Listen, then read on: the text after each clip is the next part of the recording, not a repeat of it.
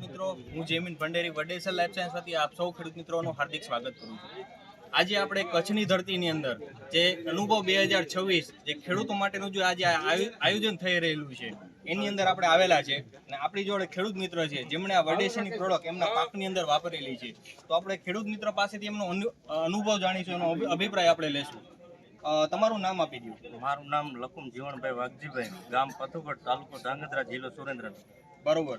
આપણે વડેસન કંપનીની તમે કઈ કઈ પ્રોડક્ટનો ઉપયોગ કરેલો? વેરિએશન કંપનીની પહેલા તો જે વાવતી વખતે જે બિયારણને પટ આપ્યો એમાં સીડ પાવરનો ઉપયોગ કરેલો. બરોબર.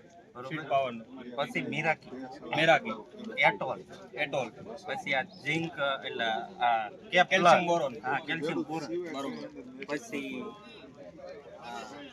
સ્ટેરિક પી અને આ સાઇટો પોટાશ.